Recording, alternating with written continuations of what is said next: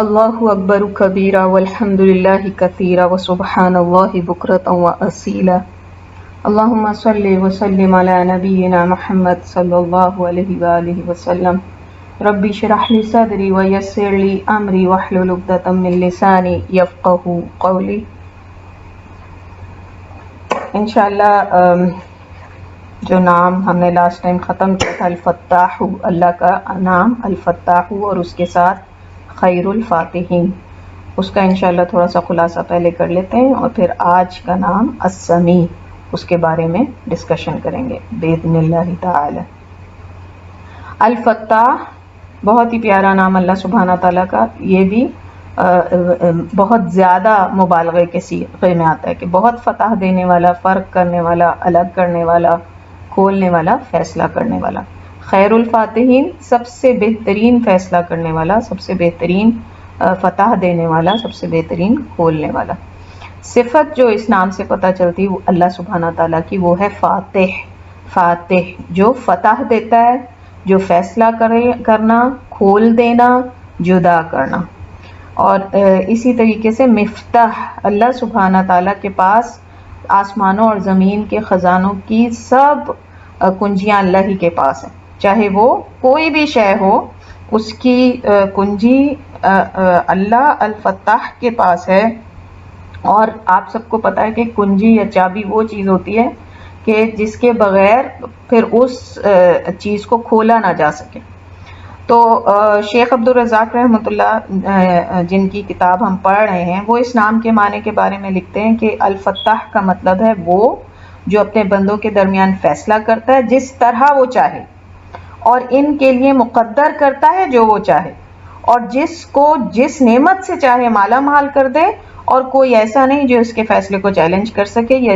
اس کے فیصلے پر تنقید کر سکے، یا پھر اس کے بارے میں پوچھ سکے کہ اس کے بعد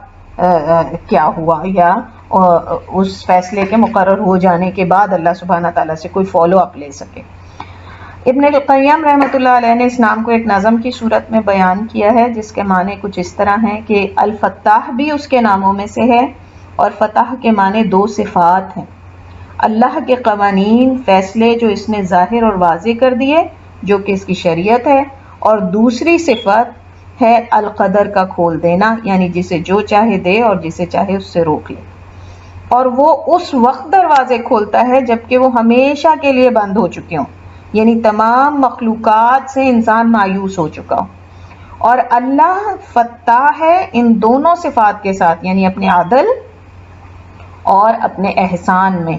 اور ان دونوں کی وجہ سے وہ وجہ یہ ہے کہ وہ رحمان ہے۔ اسی طرح شیخ عبدالرحمن بن سعدی رحمۃ اللہ علیہ نے بھی اس نظم سے اس نام کو کچھ اس طرح بیان کیا ہے کہ اللہ کی فتح دو طرح کی ہے، اللہ کا کھولنا دو طرح کا ہے۔ نمبر ایک، اس کے دینی شریعت اور اجزاء میں، یعنی اس نے دین کو کھول کے رکھ دیا، اس کو بیان کر دیا، اس کو واضح کر دیا۔ اور دوسرا قدر کا کھولنا، یعنی فتح شریعت یہ ہے کہ اللہ نے اپنے دین کے احکامات، قوانین سب کے سب بہترین طریقے پر اپنے رسولوں اور نبیوں کو سکھائے، اور پھر ان کے لیے ان کو اس کی مخلوق پر واضح کرنے کے لیے بھی ایسی فصاحت اور بلاغت عطا فرمائی کہ جو ان کے لیے سمجھنا اور عمل کرنا آسان ہو جائے۔ پھر اس کے بعد جب رسولوں اور انبیاء نے وہ قوانین اور شریعت انسانوں تک پہنچا دیے تو ماننے والوں اور انکار کرنے والوں کو الگ الگ کر دیا، فتح ان کے درمیان فیصلہ کر دیا، الگ الگ کر دیا۔ نبیوں اور ان کے رسولوں کو اور ان کو ماننے والوں کو مکرم اور محترم کر کے،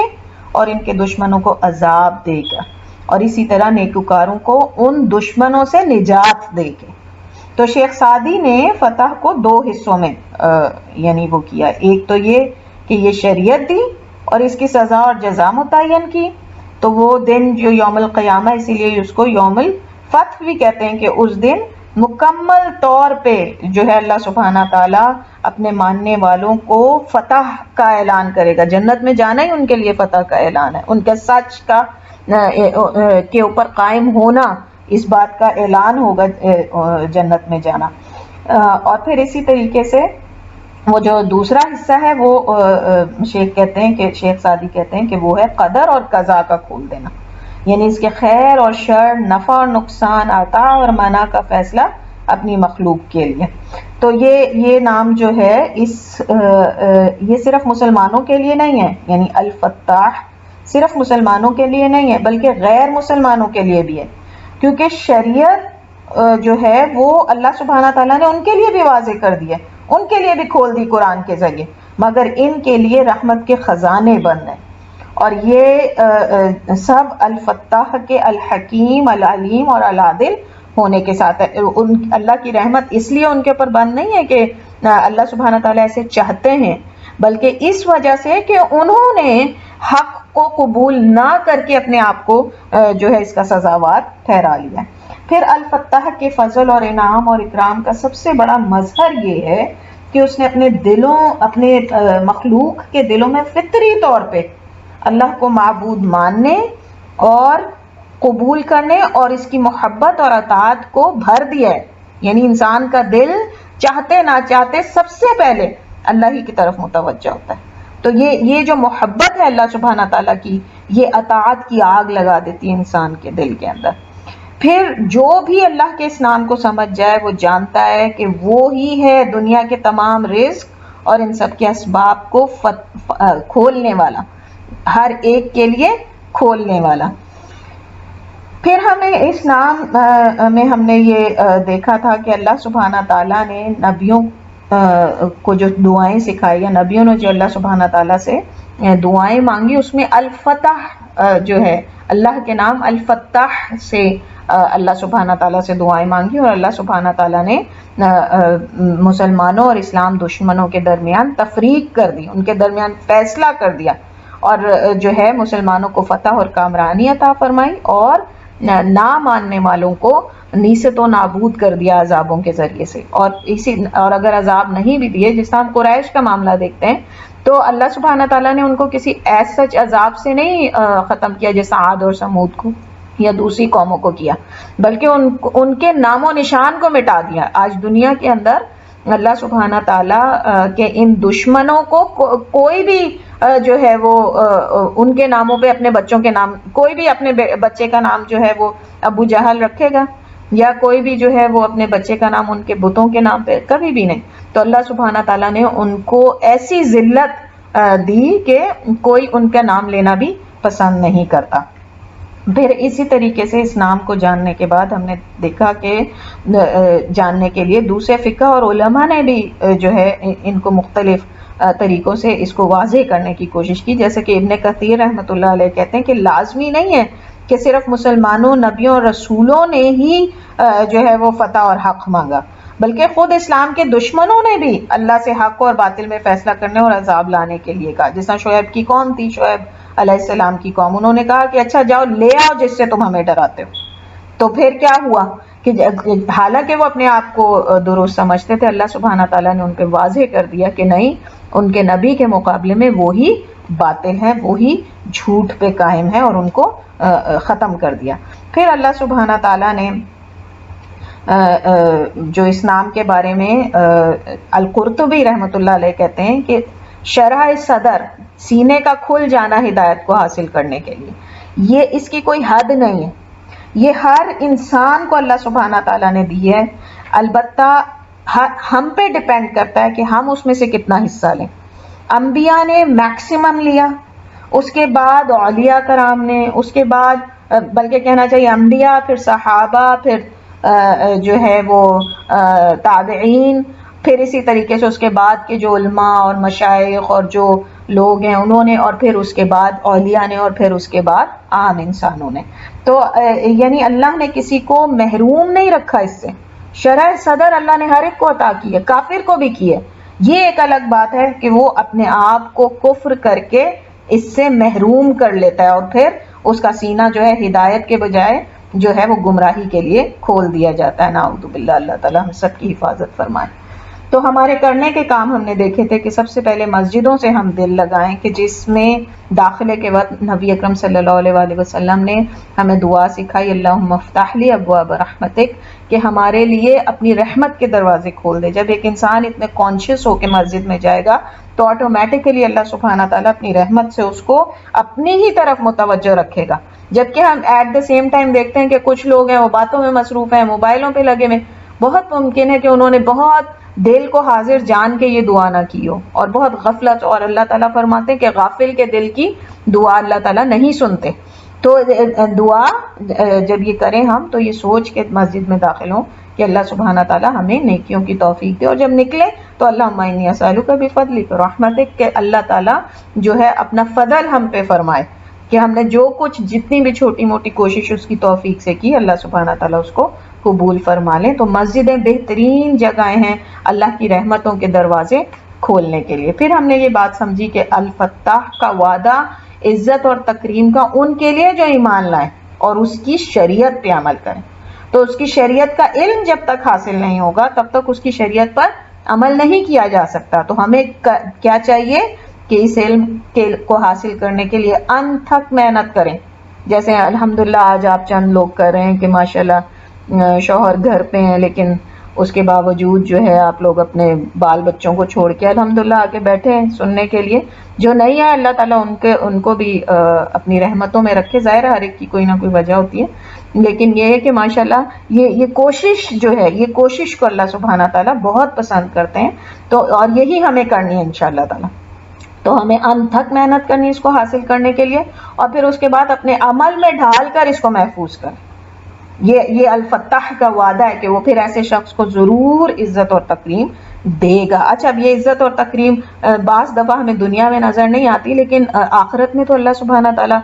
دیں گے ہی دیں گے، اس پہ ہمارا کامل یقین ہونا چاہیے۔ پھر یہ کہ کبھی اللہ کے فضل اور عدل میں شک نہ لائیں دل کے اندر، یہ سوچنا کہ کسی کو زیادہ کیوں دیا اور کسی کو کم دیا۔ تو جب وہ کسی کو دے رہا ہے تو اپنے فضل سے، اس لیے نہیں کہ وہ اس قابل تھا، یا جو سب کو دے رہا ہے تو اپنے عدل سے، اس لیے کہ اس کی مخلوق صرف اس سے ہی مانگ سکتی ہے، اور اللہ سبحانہ تعالیٰ جانتے ہیں اس بات کو، مخلوق نہیں جانتی۔ پھر ہم پر یہ لازم ہے کہ الفتاح، یہ جانتے ہوئے کہ الفتاح ہمیشہ سچ کو سر بلند کرے گا اور باطل کو شکست دے گا۔ کبھی کبھی دیر سویر ہو جاتی ہے، لیکن ہمیشہ سچ بولیں، سچوں کا ساتھ دیں، اور اس راستے میں آنے والی تکلیفوں کو قبول کریں،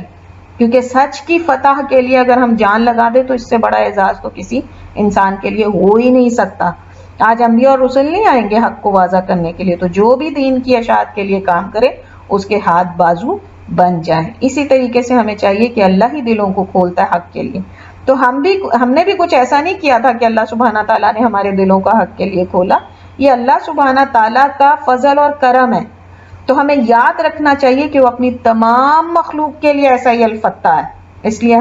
ہم شکر گزار بنیں اور صرف اپنے اعمال کو کافی نہ سمجھیں، بلکہ بار بار الفتاح سے دعا کرتے رہیں کہ وہ کبھی بھی ایک جو ہدایت کا راستہ اس نے ہمارے لیے کھول دیا اس کو کبھی بھی بند نہ کرے۔ پھر ہم نے اہمیت دیکھی تھی سورہ فاتحہ کی، کہ اس کا آغاز، قرآن کا آغاز، اپنے کلام کا آغاز اللہ سبحانہ تعالیٰ نے سورہ فاتحہ سے کیا ہے، یعنی یہ کھولنے والی ہے، حق اور باطل کو ظاہر کر دینے والی کتاب ہے۔ اس لیے اللہ تعالیٰ نے شروع میں ہر انسان کو یہ بات بتا دی کہ آگے جا کے تمہیں کس بارے میں ہدایات ملنے والی، اور یہی سورہ فاتحہ جو ہے وہ دلوں کی گمراہی کو دور کر کے جو ہے دل کو ایمان کے لیے کھولنے والی ہے۔ اسی طریقے سے یہ جو جسمانی شفا ہے اس کے لیے بھی، اس کے در بھی کھولنے والی ہے۔ کوئی انسان بیمار ہو، کتنی بھی بڑی کیوں نہ بیماری ہو، سورہ فاتحہ پڑھ کے مسلسل اپنے اوپر دم کرتا رہے تو اللہ سبحانہ تعالیٰ کے حکم سے اس کو اس بیماری سے نجات مل جائے گی۔ پھر رات کے تیسرے پہر اللہ تعالیٰ آسمان کے دروازے کھول دیتے ہیں اور کہتے ہیں ہے کوئی مانگنے والا۔ کوشش کریں کہ اللہ سبحانہ تعالیٰ سے اس وقت اپنی ان حاجتوں کو مانگیں کہ جو ہم عام دنوں کے اندر بہت عام انداز میں مانگتے ہیں۔ وہ وقت ہے کہ جب دل لگا کے ایسی حاجتوں کا اللہ سبحانہ تعالیٰ کے سامنے پیش کریں کہ جو اللہ سبحانہ تعالیٰ ہمیں، ہو سکتا ہے اس نے ہماری بہت دعا مانگنے پہ ہی لکھی ہوئی ہو۔ پھر اس کے بعد پیر اور جمعرات کو مغفرت کے دروازے کھول دیے جاتے ہیں، اس دن اللہ کے رسول صلی اللہ علیہ وسلم روزے رکھا کرتے تھے. ہم بھی کوشش کر سکتے ہیں اور اللہ کے نبی کی اس سنت پہ عمل کر سکتے ہیں تاکہ جب ہمارے اعمال نامے اللہ کے آگے پیش کیے جائیں تو اس کی سب سے محبوب ترین عبادت جو ہے وہ اس میں لکھی جائے انشاءاللہ. یہاں پہ الفتاح کا خلاصہ ختم ہوتا ہے. اب ہم السمیع، اللہ کے نام السمیع کی طرف چلتے ہیں. آج جو نیا نام ہم شروع کرنے جا رہے ہیں وہ ہے السمیع. بہت معروف نام ہے اور بہت ہی زیادہ آگاہ ہیں ہم اس نام سے. اللہ کے اس نام کا نص میں یعنی قرآن کے اندر بیسیکلی حدیث کے علاوہ قرآن ہی کے اندر جو ہے وہ تقریباً 50 مقام پہ مختلف سیغوں سے اللہ سبحانہ تعالیٰ نے اس نام کو پیش کیا ہے. السمیع، السمیع صفت کیا ہے؟ السمع، صفت السماعت، سننا، سننے کی صفت. اچھا اب یہ سنتے ہی فوراً ہمارے ذہنوں میں کان آ جاتے ہیں نا، تو اللہ سبحانہ تعالیٰ کا سننا کیسا ہے ہمیں نہیں پتا. لیس کمثلہ شیء، بس ہم یہ جانتے ہیں اللہ نے اپنا تعارف السمیع کے طور پہ کرایا کہ جو سنتا ہے. پھر اس کے بعد اس کے یعنی معنی اگر ہم دیکھیں جو کہ انشاءاللہ ابھی ہم نص سے کچھ آیات کو پڑھیں گے اور مزید اس کو واضح ہو جائے گا ہمارے پاس. ایسا سننا جیسا کہ کوئی نہیں سنتا، سننا اور قبول کرنا، کسی بھی آلے کے بغیر سن لینے والا، ہر زبان سے واقف کیونکہ وہی اس نے ہی پیدا کی ہیں اس لیے اسے کسی ٹرانسلیٹر کی ضرورت نہیں ہے. اس کی سماعت کی حدود اور قیود نہیں ہے. وسیع، اتنا وسیع ہے اس کا سننا کہ جتنا کسی کے ذہن میں آ بھی نہیں سکتا. اس کی شرح کے بارے میں جانے سے پہلے انشاءاللہ تعالی ہم پہلے دیکھتے ہیں کچھ آیات کے بارے میں جہاں پہ اللہ سبحانہ تعالیٰ نے اپنا اس نام کا ذکر فرمایا ہے. سب سے پہلے ہے سورۃ المجادلہ کی آیت سورۃ المجادلہ کی آیت نمبر 1. جیسا کہ آپ جانتے ہیں کہ مجادلہ کا مطلب ہے بحث، آرگیومنٹ، اور یہ شروع ہوئی ہے ایک عورت کی شکایت سے جو کہ بہت زیادہ تکلیف میں تھی اور وہ نبی اکرم صلی اللہ علیہ وسلم کے پاس آ کے بہت آرگیو کری تھی، بہت زیادہ بحث کری تھی، اور ان کا نام تھا خولہ بنت ثعلبہ. اور حضرت عمر ان کی اتنی عزت کیا کرتے تھے کہ جب ایک دفعہ وہ راستے سے گزر رہے تھے تو انہوں نے دیکھا خولہ بنت ثعلبہ وہاں سے گزر رہی ہیں، اور ان کے بارے میں ہمیں اس سے زیادہ کوئی بہت زیادہ وہ نہیں ملتی ان صحابیہ کی بارے میں کوئی ان کی زندگی کی ہسٹری، لیکن اس ایک خاص واقعے نے ان کو تاریخ میں رقم کر دیا کہ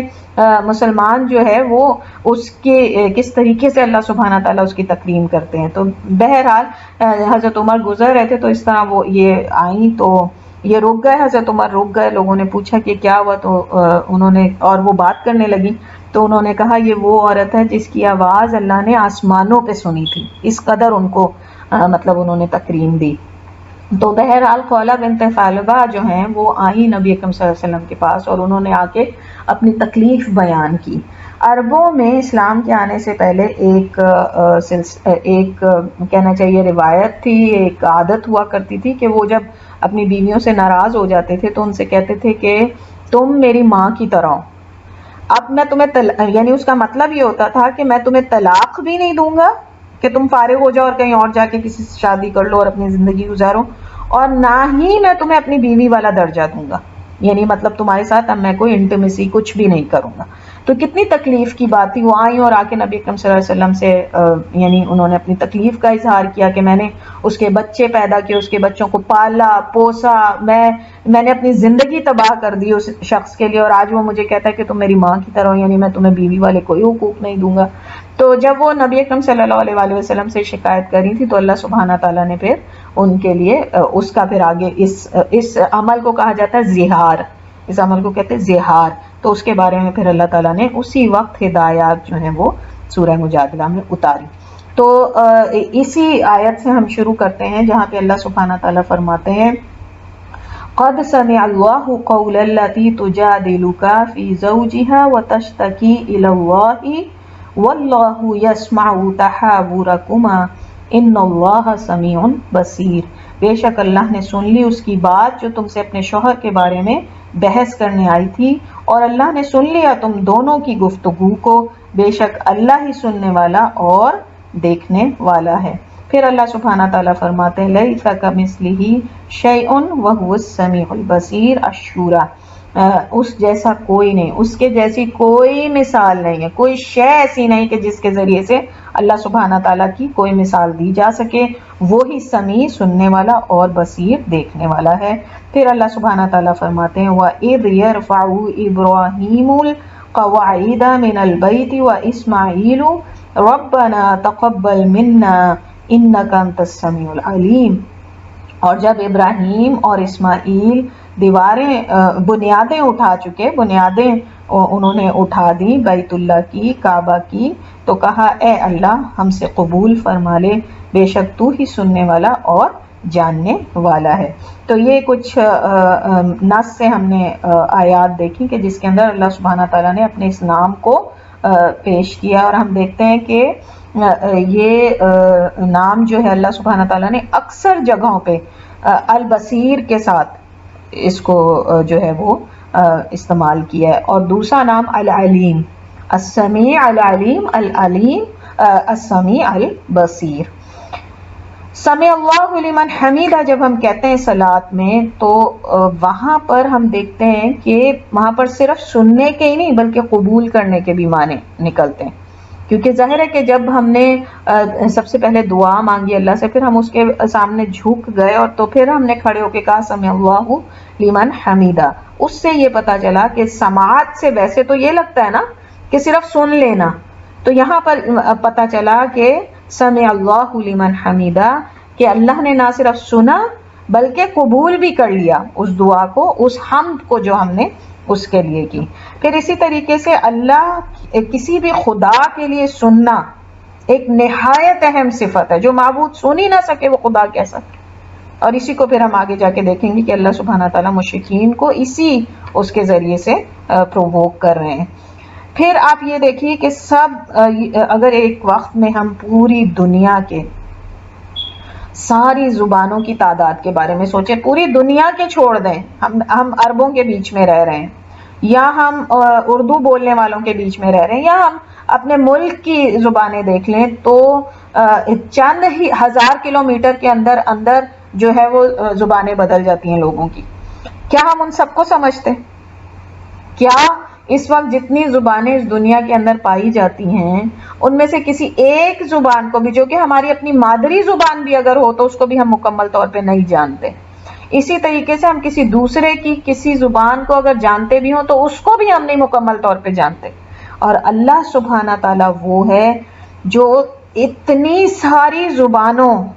اور پھر وہ دیکھیں کہ کتنی اس کی مخلوق ہے، وہ سب کے سب اللہ سبحانہ تعالیٰ سے مانگ رہے ہیں اپنی زبانوں کے اندر۔ یہ پوری مخلوق اپنی اپنی زبان کے اندر اللہ سبحانہ تعالیٰ سے مانگ رہی ہے۔ انسان کی عقل حیران رہ جائے اگر وہ اس پہ ہی بیٹھ کے غور کرے، تو کتنا یہ ایسا اللہ سبحانہ تعالیٰ کا فعل کہ جو انسان کی عقل کو حیران کر دینے کے لیے کافی ہے، اگر وہ اور اللہ سبحانہ تعالیٰ کی صفات سے نا واقف ہو تو بھی۔ تو کبھی ہم، بلکہ اکثر یہ ہوتا ہے کہ ہم گھر میں اگر کسی سے بات کر رہے ہوں، بچے اور شوہر ایک ساتھ بات کرنا شروع کر دیں، یا ماں باپ اور بہن بھائی ایک ساتھ ایک ہی وقت میں ہم سے بات کرنے کی کوشش کریں، تو کیا ہوتا ہے ہم ایک منٹ ایک ایک کر کے بات کرو، ہم ایسے ہی کرتے ہیں نا اسٹوڈنٹس جو ہوں وہ اپنی ٹیچر سے، تو ہم سب کی باتیں الگ الگ ٹھیک ٹھیک سمجھ لیں گے؟ بالکل بھی نہیں، ہم کتنے ہی پیشنس والے کیوں نہ ہو۔ تو دو لوگوں کی بات بھی ہم صحیح سمجھ طریقے سے ایک وقت میں نہ سن سکتے نہ سمجھ سکتے، اور السمیع اپنی تمام مخلوقات کی باتیں، حاجتیں، دعائیں، تمنائیں مختلف زبانوں اور مختلف طریقوں سے جو اس تک پہنچ رہی ہیں، وہ ان کو نہ صرف سن رہے ہیں بلکہ اس کو کوئی کنفیوژن بھی نہیں ہوتی کہ وہ اپنے ایک بندے کی دعا کو دوسرے بندے کے ساتھ کنفیوز کر دیں کہ پتہ نہیں اس نے مانگی تھی، نعوذ باللہ اس نے مانگی تھی، استغفر اللہ۔ ایسا بھی نہیں ہوتا اللہ سبحانہ تعالیٰ کے ساتھ، سبحان اللہ۔ پھر آپ یہ دیکھیں کہ انسان جو زبان سے کہے وہ سن رہا ہے، بلکہ اگر انسان دل میں بھی سرگوشی کرے، کچھ سوچے بھی، اس کی سوچوں کو بھی اللہ سبحانہ تعالیٰ جو ہے وہ سن رہے ہیں. اور اس کے علاوہ اکثر آپ نے دیکھا ہوگا کہ لوگ جو ہیں اشاروں میں، آنکھوں کے اشاروں سے ایک دوسرے کو کچھ بتانے کی کوشش کر رہے ہوتے ہیں. اور موسٹلی یہ اسی وقت ہوتا ہے کہ جب کسی کی برائی بیان کرنا یا کسی کے بارے میں برا گمان جو ہے اس کو پھیلانا ہوتا ہے یا کسی کا مذاق اڑانا ہوتا ہے، تو اس وقت یہ آنکھوں کے اشارے کیے جاتے ہیں. ان کو بھی اللہ سبحانہ تعالیٰ جو ہے وہ سن رہا ہوتا ہے، کیونکہ جب آپ آنکھ کا اشارہ کریں تو آپ کسی کو کچھ بتانے کی کوشش کر رہے ہیں نا، کسی کو کوئی بیان کرنے کی کوشش کریں کسی کو. اللہ سبحانہ تعالیٰ کے لیے ان کو بھی سمجھنا یا ان کو بھی جاننا کوئی مشکل نہیں. دن ہو رات ہو، کوئی شے اس کی سماعت میں کوئی خلل نہیں ڈال سکتی. اللہ سبحانہ تعالیٰ سورہ رعد میں فرماتے ہیں، آیت نمبر 10، اللہ تعالیٰ فرماتے ہیں سواء منکم من اسر القول ومن جہر به ومن هو مستخف باللیل وسارب بالنہار. اللہ کے لیے برابر ہے کہ کسی نے خاموشی سے کچھ کہا اور اونچی آواز میں کہا، یا جس نے رات میں کچھ چھپا کے کہا. اللہ سبحانہ تعالیٰ سے دن میں کچھ چھپانے کی کوشش. اللہ سبحانہ تعالیٰ کے لیے کوئی مشکل نہیں کہ وہ ان سب کو جان لے، وہ ان سب باتوں کو بالکل ٹھیک جو ہے وہ جان لے. پھر اللہ سبحانہ تعالیٰ اگر سن رہے ہوں تو ایسا نہیں ہوتا کہ باقی صفات سے غافل ہو جائیں. وہ ایک ساتھ تمام افعال کو انجام دینے والے، اپنی تمام صفات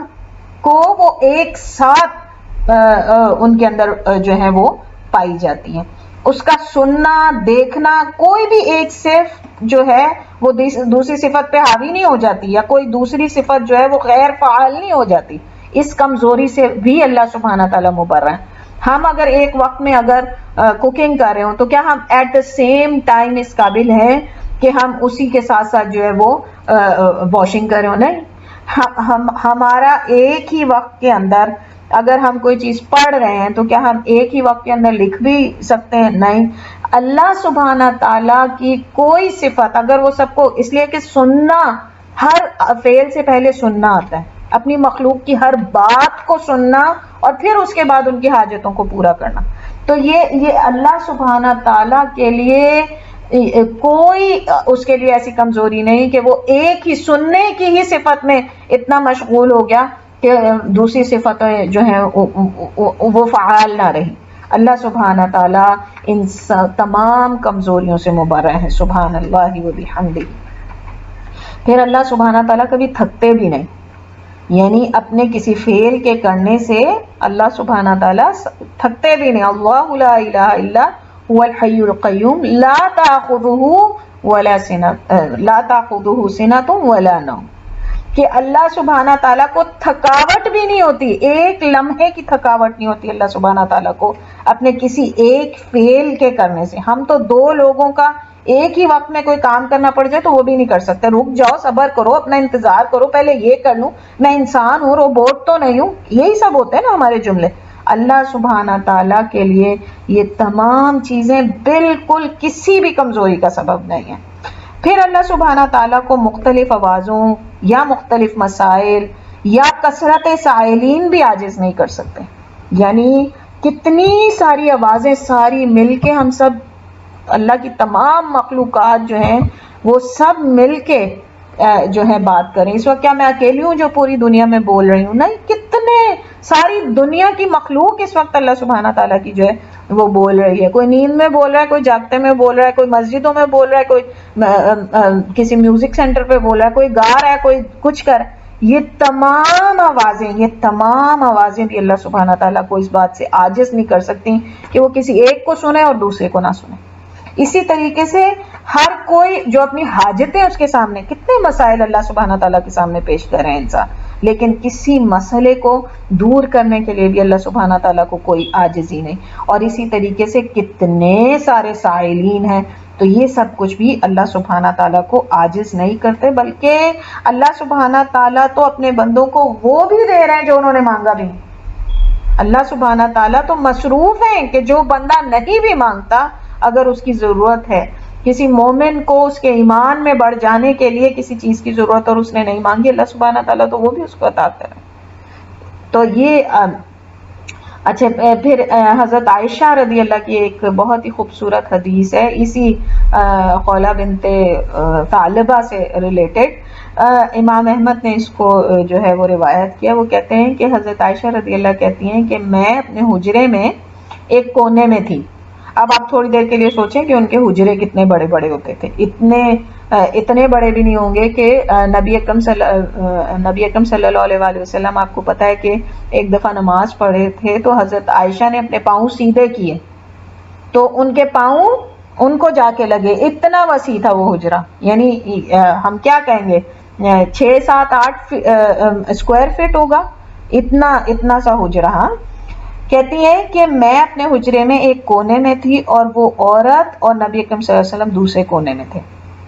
یعنی اتنے چھوٹے سے حجرے میں. اور مجھے نہیں معلوم کہ اس عورت نے آپ صلی اللہ علیہ وآلہ وسلم سے کیا کیا کہا، میں کچھ بھی نہ سن سکی. یعنی اتنے قریب ہونے کے باوجود میں کچھ نہ سن سکی. بے شک تمام تعریفیں اللہ سبحانہ تعالیٰ کے لیے ہیں جس نے بخوبی اس عورت کی بات سن لی. وہی سورہ مجادلہ کی ابھی جو ہم پہلی آیت پڑھ کے گئے. تو فرماتی ہیں تبارک الذی وسع سمعہ کل شیء، بے شک بہت بابرکت ہے وہ ذات جس کی سماعت کی وسعت یا احاطہ ہر شے کے اوپر ہے. تو اس واقعے سے ہم اندازہ لگا سکتے ہیں کہ اللہ سبحانہ تعالیٰ کی سماعت کیسی ہے. پھر اللہ سبحانہ تعالیٰ ایک حدیث قدسی میں فرماتے ہیں کہ اگر، اور یہ ہم بہت دفعہ یہ پڑھ کے جا چکے ہیں کہ اگر دنیا، اے میری مخلوق، اگر پوری دنیا کے تمام جن، تمام انسان اول سے لے کے آخر تک ایک میدان میں جمع اور ایک ہی وقت میں سب کے سب مجھ سے مانگو تو میں سب کو وہ دوں گا جو انہوں نے مجھ سے مانگا، کسی نقص کے بغیر، کسی نقص کے بغیر. اور مجھے میرے دینے میں، میرے خزانوں میں کتنی کمی آئے گی، اس طرح جس طرح ایک سوئی کو پانی کے اندر ڈبو کے نکالا جائے اور اس قطرے کے برابر بھی اللہ کے خزانوں میں کمی نہیں آئے گی اگر پوری دنیا کے تمام جنوں انس اول سے لے کے آخر تک ایک ہی وقت میں اس سے مانگے. تو یہ اللہ سبحانہ تعالیٰ کا سننا ہے، یہ اللہ سبحانہ تعالیٰ کا سننے کی وسعت ہے. سبحان اللہ. ابو موسیٰ الاشعری سے روایت ہے کہ کہتے ہیں کہ ایک دفعہ ہم نبی اکرم صلی اللہ علیہ وآلہ وسلم کے ساتھ ایک پہاڑ پر اوپر چڑھ رہے تھے. آپ کو پتہ ہے کتنی ایگزرشن ہوتی ہے، کس قدر انسان جو ہے وہ تھک جاتا ہے اور کتنا مشکل کام ہے ایک سٹیپ پہاڑ کے اوپر چڑھنا. تو ہم سب اونچی آواز میں اللہ اکبر کہہ رہے تھے. تو آپ صلی اللہ علیہ وآلہ وسلم نے کہا کہ اپنے نفسوں سے، یعنی اپنے دل میں پڑھو، کیونکہ تم جس سے دعا کر رہے ہو نہ تو وہ بہرا ہے اور نہ ہی تم سے دور ہے. یعنی دور کس طرح، اپنے علم سے اس نے احاطہ کیا ہوا ہر چیز کا اللہ نے، بلکہ وہ تو سمیع، بصیر اور قریب ہے. یعنی ہمارا رب تو دلوں کی سرگوشیوں اور دل میں پیدا ہونے والے خیالات کو بھی سن لیتا ہے. تو اللہ کے رسول صلی اللہ علیہ وسلم نے ان سے فرمایا کہ اپنے ساتھ نرمی کرو اور اپنی ذات کو مشکل میں نہ ڈالو اپنی آواز کو بلند کر کے. آپ دیکھیں نبی اکرم صلی اللہ علیہ وسلم کی حکمت کس قدر. آج فلانی ریسرچ آ گئی، فلانے سائنٹسٹ نے یہ ریسرچ دی اور اس نے یہ دی. نبی اکرم صلی اللہ علیہ وآلہ وسلم نے کتنے خوبصورت الفاظ میں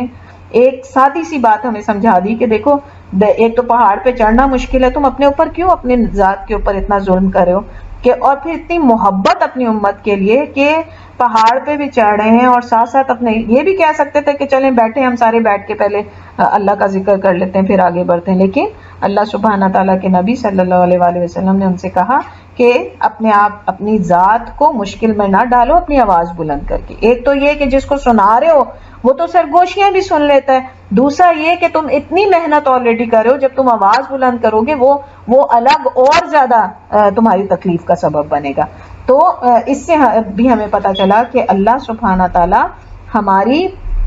سرگوشیوں میں یا ہمارے منہ کے اندر جو ہم بات کرتے ہیں اس کو بھی سن لیتے ہیں. اور اس مسئلے کو ہم بہت دفعہ ڈسکس کر کے جا چکے ہیں کہ اس کا یہ مطلب نہیں ہے کہ انسان جو ہے وہ زبان اور لپس کو ہلائے بغیر قرآن پڑھے یا نماز پڑھے یا اذکار کرے. یہ تمام علماء کرام کا متفقاً وہ ہے کہ جب آپ ذکر کر رہے ہوں یا قرآن پڑھ رہے ہوں یا نماز پڑھ رہے ہوں تو اپنی زبان کو اور اپنے ہونٹوں کو ہلائیں. کچھ لوگ ہیں کیونکہ سوچ، یہ جب تک ہم زبان اور ہونٹ کو نہیں ہلائیں گے وہ تو ہماری سوچ کہلائے گی جو دماغ کے اندر پیدا ہو رہی. تو وہ چاہے ہم پورا قرآن ہی دماغ کے اندر دہرا لیں وہ تو سوچ کے طور پہ ہوگا. اور ہم نے دیکھا کہ سوچ جو ہے جب تک عمل میں نہیں ڈھلتی تب تک اس کا ثواب یا گناہ نہیں ملتا. جب تک وہ سوچ ہے تب تک اس کا نہ ثواب ملے گا نہ گناہ ملے گا، سوائے اس کے کہ کسی عمل کے لیے ارادہ کر لیا، نیت کر لی تو اللہ تعالیٰ اس کا اسی وقت ثواب دے دیں گے جیسے ہی نیت کر لی. لیکن یہ ہے کہ صرف سوچے چلے جا رہے ہیں، سوچے چلے جا رہے ہیں، وہ بھی اللہ اپنی رحمت سے جو ہے اس میں برکت ڈال دے. لیکن اگر کسی نے کسی گناہ کہ میں اپنے دل میں سوچ رہی ہوں یا اپنے دماغ میں سوچ رہی ہوں کہ میں کسی کا قتل کر دوں، تو مجھے اللہ سبحانہ تعالیٰ جب تک میں خدا نہ خواستہ وہ عمل کر نہیں گزروں گی اللہ سبحانہ تعالیٰ اس کا گناہ نہیں لکھ پائیں گے میرے نامہ اعمال میں. تو اس لیے جب تک ہم زبان سے الفاظ یعنی ادا نہیں کریں گے، جب تک ہم ہونٹوں کو نہیں ہلائیں گے، تب تک وہ ہمارا عمل تصور نہیں کیا جائے گا. تب تک جو ہے وہ نہ نماز ادا ہوگی نہ ہی جو ہے وہ قرآن کے پڑھنے کا فائدہ ہمیں ملے گا. تو اس لیے یہ علماء کرام کا متفق وہ ہے، راجح قول ہے کہ ضرور ہونٹوں کو اور زبان کو ہلانا چاہیے جب نماز پڑھ رہے ہوں خاص طور پہ، اور قرآن پڑھ رہے ہوں اور اذکار کریں. اللہ سبحانہ تعالیٰ بے شک العلیم ہے، البصیر ہے،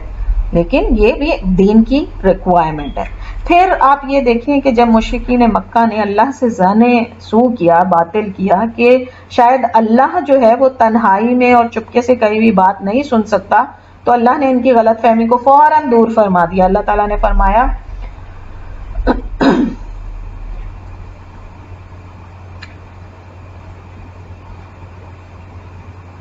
ام یحسبون انا لا تسمع سرهم ونجواهم بلا ورسلنا لدیہم یکتبون. کیا وہ سمجھتے ہیں کہ ہم ان کے رازوں اور تنہائی کی محفلوں سے واقف نہیں اور اسے سنتے نہیں؟ بے شک ہمارے فرشتے سب کچھ لکھ رہے ہیں. اسی طرح عبداللہ بن مسعود رضی اللہ جو ہیں ان سے روایت ہے کہ ایک دفعہ کعبۃ اللہ میں دو قریش اور ایک ثقفی یا دو ثقفی قبیلے کے اور ایک قریشی جو ہے وہ جمع ہوئے، اور وہ عبداللہ بن مسعود ان کے اوپر یہ کمنٹ کرتے ہیں کہ ان کے پیٹوں میں بہت چربی تھی، خوب چربی والے تھے پیٹوں پہ، لیکن ان کی عقلوں میں یعنی ان کے دلوں کے اوپر جو فہم اور حکمت تھی دین کی وہ بہت کم تھی. یعنی انہوں نے یہ بتایا کہ ہم دنیا کے معاملے میں تو وہ بہت زیادہ بڑھے ہوئے تھے لیکن دین کے معاملے میں ان میں بہت زیادہ کمی تھی. تو کہتے ہیں کہ ان میں سے ایک نے کہا کہ کیا تم سمجھتے ہو کہ اللہ سنتا ہے جو بھی تم کہتے ہو؟ تو دوسرے نے کہا کہ وہ سنتا ہے جو ہم اونچی آواز میں بولتے ہیں، لیکن وہ بات نہیں سنتا جو ہم چھپ کر یا مخفی ہو کر بولتے ہیں. تو دوسرے نے کہا کہ بے شک اگر وہ سنتا ہے جب ہم اونچا بولتے ہیں تو وہ یقیناً اس وقت بھی سنتا ہے جب ہم خفیہ باتیں یا خاموشی سے کوئی بات چھپا کے کرتے ہیں. تو اللہ سبحانہ تعالیٰ نے فوراً جو ہے وہ یہ آیت جو ہے وہ اتاری کہ اللہ سبحانہ تعالیٰ فرماتے ہیں وَمَا كُنْتُمْ تَسْتَتِرُونَ، ایک سیکنڈ دیجیے گا مجھے، میں نے کھولی بھی آیت بڑے اس کے ساتھ. وَمَا كُنْتُمْ تَسْتَتِرُونَ أَن يَشْهَدَ عَلَيْكُمْ سَمْعُكُمْ وَلَا أَبْصَارُكُمْ وَلَا جُلُودُكُمْ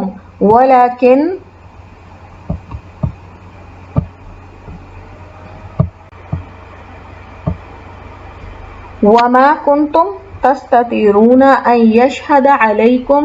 سَمْعُكُمْ وَلَا أَبْصَارُكُمْ وَلَا جُلُودُكُمْ وَلَكِنْ ظَنَنْتُمْ أَنَّ اللَّهَ لَا يَعْلَمُ كَثِيرًا مِمَّا تَعْمَلُونَ. اور تم اپنے کانوں، آنکھوں اور جلدوں کی اپنے اوپر گواہی دینے سے پردہ نہ کرتے تھے، یعنی تم اس چیز کی احتیاط نہیں کرتے تھے کہ تمہاری جو سماعت ہے اور تمہاری آنکھیں ہیں اور جو تمہاری جلد ہے وہ سب کچھ ریکارڈ کر رہی ہیں، لیکن تم نے یہ گمان کیا تھا کہ جو کچھ تم کرتے ہو اس میں سے اللہ کو بہت سی چیزوں کے بارے میں پتہ ہی نہیں ہے، یعنی تم اللہ سے یہ گمان کرتے ہو. پھر اللہ سبحانہ تعالیٰ اسی کو کنٹینیو کرتے ہوئے کہتے ہیں کہ وَذَلِكُمْ ظَنُّكُمُ الَّذِي ظَنَنْتُمْ بِرَبِّكُمْ أَرْضَاكُمْ فَأَصْبَحْتُمْ مِنَ الْخَاسِرِينَ. اور تمہارے اسی خیال نے جو تم نے اپنے رب کے لیے کیا تھا تمہیں برباد کر دیا، خسارہ پانے والوں میں سے ہو گئے تم. فَإِنْ يَصْبِرُوا فَالنَّارُ مَثْوًى لَهُمْ وَإِنْ يَسْتَعِينُوا فَمَا هُمْ مِنَ الْمُعْتَبِينَ. پس اگر وہ صبر کریں تو بھی ان کا ٹھکانہ آگ ہی ہے، اور اگر وہ معافی چاہیں گے تو انہیں معافی نہ دی جائے گی. یعنی اس قدر انسان جو ہے وہ اللہ سبحانہ تعالیٰ کے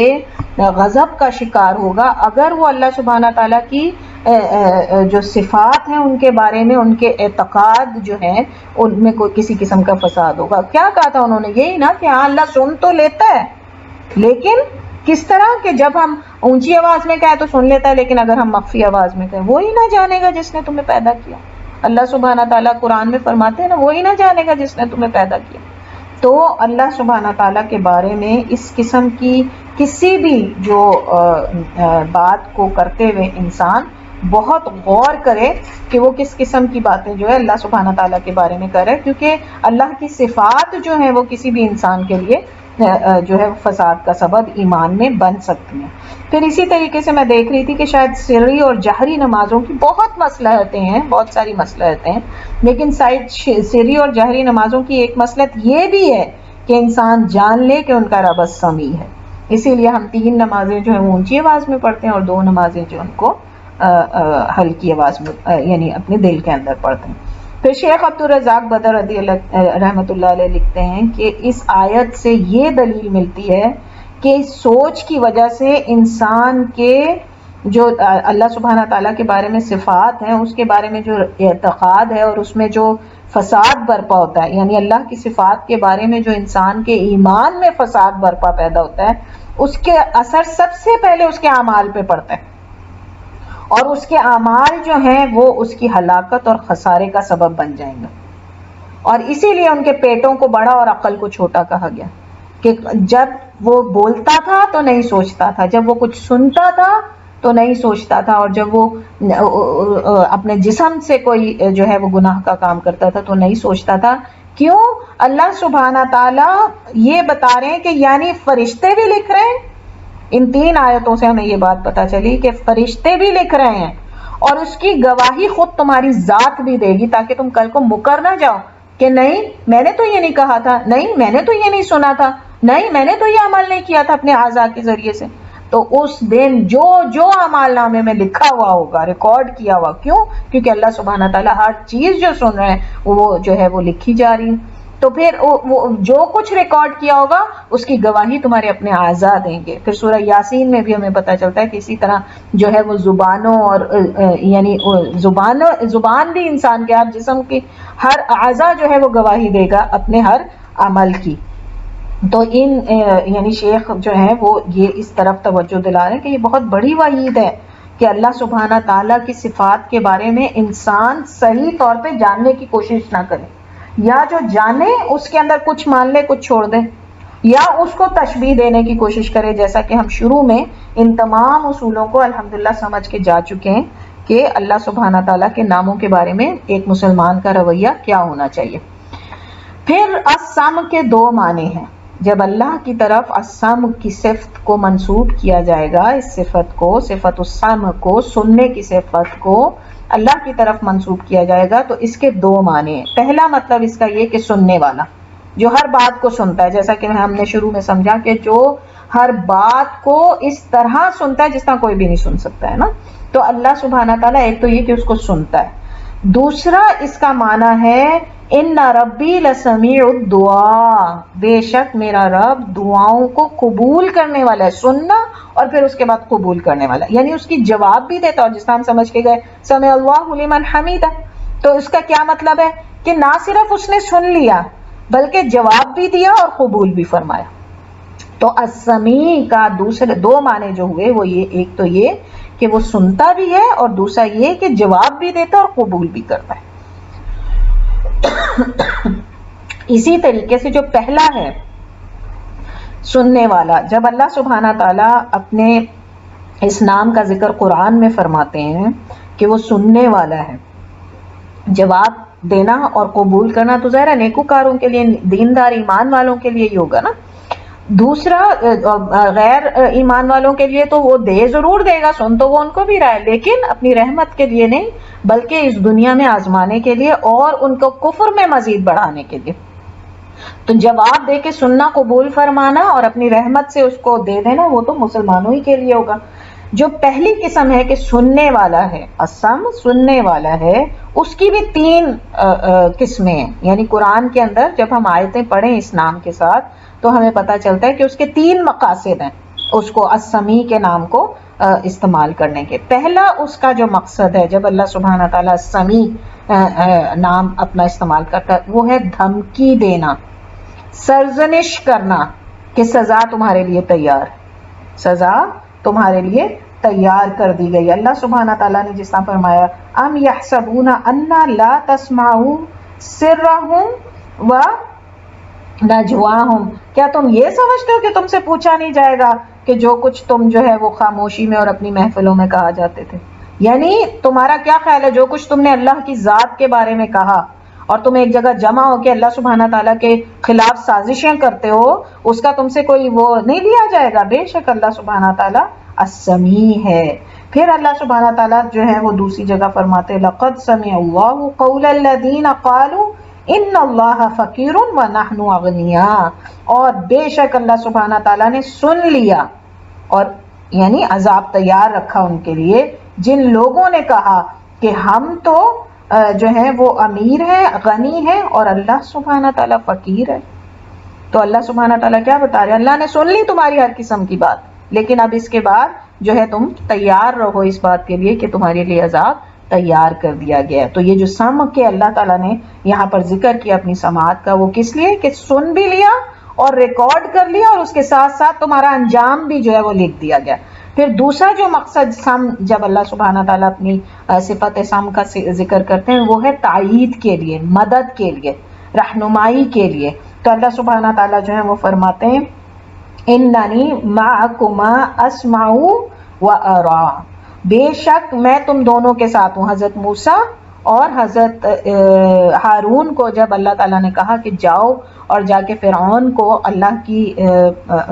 معبود ہونے کی، وحدانیت کی تعلیم دو، تو انہوں نے اظہار کیا اس بات کا کہ ہم تو بہت کمزور ہیں۔ تو اللہ سبحانہ تعالیٰ نے کہا کہ میں تم دونوں کے ساتھ ہوں، اسمعو میں سن رہا ہوں تم دونوں کو، اور میں جو ہوں وہ تمہاری تائید کے لیے موجود ہوں، میں تمہیں دیکھ بھی رہا ہوں، اور ہم کہتے ہیں نا کہ بیٹا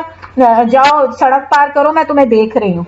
تو ہم کیا کر رہے ہوتے ہیں کہ ہم دراصل اس کو اس بات کا یقین دلا رہے ہوتے ہیں کہ ہم تمہیں دیکھتے ہوئے جیسے ہی تمہیں کوئی مشکل پیش آئے گی تمہارے لیے مدد بھیجیں گے، تمہارے لیے مدد کرنے کے لیے موجود ہوں گے۔ تو یہ اللہ تعالیٰ جب اس دوسرا جو مقصد ہوتا ہے اللہ سبحانہ تعالیٰ کا جب وہ اپنی سمع کو استعمال کرتے ہیں تو وہ ہے اس صفت کا ذکر کرتے ہیں تو وہ ہے تائید اور رہنمائی اور مدد کے لیے۔ تیسرا جو وجہ ہے جس کی وجہ سے اللہ سبحانہ تعالیٰ اپنی صفت سمع کا ذکر کرتے ہیں قرآن میں، وہ ہے اپنی سماعت کی وسعت کو بیان کرنا، اس کو ظاہر کرنا، انسانوں کو متعارف کرانا اس کی وسعت سماعت کو، اور جس کا ذکر ہم بار بار اس نام کو سمجھنے کے سلسلے میں سورہ مجادلہ کی پہلی آیت کہ وہ عورت کتنی خاموشی سے اس نے اللہ سبحانہ تعالیٰ کے نبی صلی اللہ علیہ وسلم سے اس بات کا ذکر کیا، اور حضرت عائشہ تک نہ سن سکیں اس کو، لیکن اللہ سبحانہ تعالیٰ نے نہ صرف سنا بلکہ اس کو کھول دیا اس حکم کو پوری جو ہے وہ امت کے لیے۔ تو اللہ سبحانہ تعالیٰ جو تیسرا یعنی وجہ ہے جو اس کی وجہ سے السمع کا ذکر کرتے ہیں وہ یہ کہ اس بات کو واضح کر دیں لوگوں کے اوپر کہ ان کی سماعت کی وسعت کیا ہے، ہر شے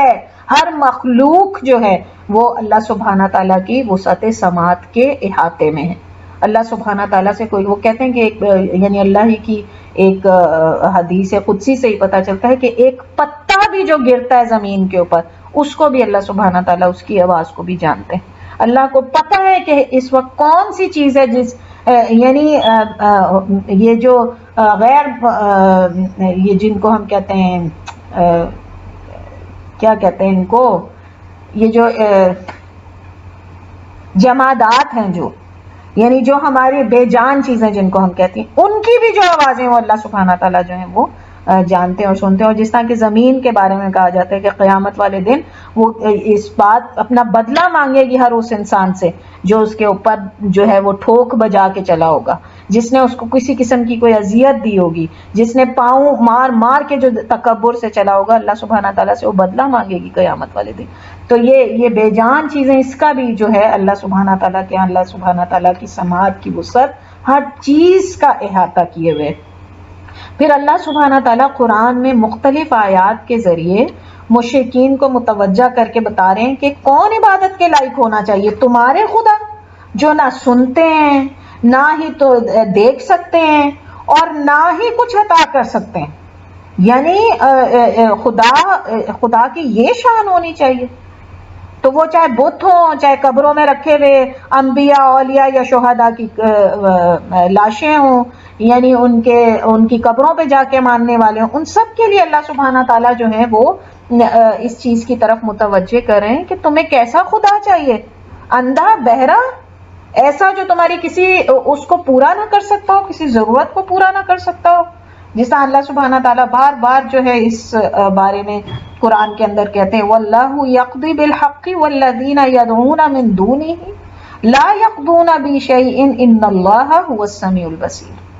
وَاذْكُرْ فِي الْكِتَابِ إِبْرَاهِيمَ إِنَّهُ كَانَ صِدِّيقًا نَبِيًّا إِذْ قَالَ لِأَبِيهِ يَا أَبَتِ لَمْ تَعْبُدُوا مَا لَا يَسْمَعُ وَلَا يُبْصِرُ وَلَا يُغْنِي عَنْكَ شَيْئًا إِنَّ الَّذِينَ تَدْعُونَ مِن دُونِ اللَّهِ عِبَادٌ أَمْثَالُكُمْ فَادْعُوهُمْ فَلْيَسْتَجِيبُوا لَكُمْ إِن كُنتُمْ صَادِقِينَ أَلَا هُمْ أَرْجُلٌ يَمْشُونَ بِهَا أَمْ لَهُمْ أَيْدٍ يَبْطِشُونَ بِهَا أَمْ لَهُمْ أَعْيُنٌ يُبْصِرُونَ بِهَا أَمْ لَهُمْ آذَانٌ يَسْمَعُونَ بِهَا قُلِ ادْعُوا شُرَكَاءَكُمْ ثُمَّ كِيدُونِي فَلَا تنظرون. یہ ساری آیتوں کے ذریعے اللہ سبحانہ تعالیٰ یہ بتا رہے ہیں کہ تمہارا رب وہ رب ہے جو سنتا بھی ہے, جو دیکھتا بھی ہے, اور پھر تم کو ہر وہ چیز عطا کرتا ہے جو تمہیں چاہیے. تو اس کے مقابلے میں تمہیں ایسے خدا چاہیے کہ جو قبروں میں لیٹے ہوئے ہیں, جو کچھ نہیں کر سکتے, جو یا ایسے پیر فقیر ہیں, ایسے بابا ہیں کہ جن کی یعنی ان تینوں میں سے کوئی ایک بھی ایبلٹی جو ہے وہ خود کی نہیں, ان میں سے کسی ایک کی بھی جو ہے وہ اس قابل نہیں ہے کہ خود سے سن لیں یا خود سے تمہاری بات کو اسی طرح سمجھ لیں. جیسا میں نے آپ سے ذکر کیا کہ سم ٹائمز کبھی سچویشن آپ نے دیکھی ہو, پتہ نہیں آپ پہ گزری ہے یا نہیں, کبھی کبھی تو یوں ہوتا ہے کہ انسان اتنی تکلیف میں ہوتا ہے, اتنی تکلیف میں ہوتا ہے, لیکن اپنی زبان سے کوئی لفظ نہیں کہہ پا رہا ہوتا, اور دل میں اس کے جو ہے وہ تکلیف جو ہے وہ پیدا ہو رہی ہوتی ہے, اور اس کا دل بے چین ہوتا ہے اس کے. لیکن اللہ سبحانہ تعالیٰ سمجھ جاتے ہیں اس کے دل کو طمانینت بھی دیتے ہیں اور اس کی اس مشکل کو بھی دور کرتے ہیں. جیسے حضرت موسیٰ کی ماں نے جب جو ان کو جو ہے وہ ایک ٹوکری میں ڈال کے سمندر میں بہا دیا, اپنے منہ سے انہوں نے کچھ نہیں کہا تھا, اللہ سبحانہ تعالیٰ سن رہے تھے ان کے دل کی آواز. اور بہت عام معروف الفاظ ہیں اردو زبان میں, ہم کہتے ہیں اللہ نے دل کی آواز سن لی, یعنی آنکھوں سے کہی ہوئی جو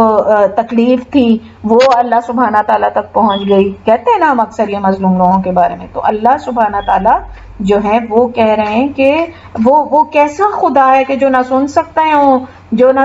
دیکھ سکتے ہوں, اور نہ ہی تمہارے لیے کچھ کر سکتے ہوں. کیا اس سے بہتر وہ رب نہیں کہ جو سننے والا بھی ہے اور دیکھنے والا بھی ہے. تو ان تمام باتوں سے جو بات ہمیں پتہ چلی وہ یہ کہ اللہ کی السمیع,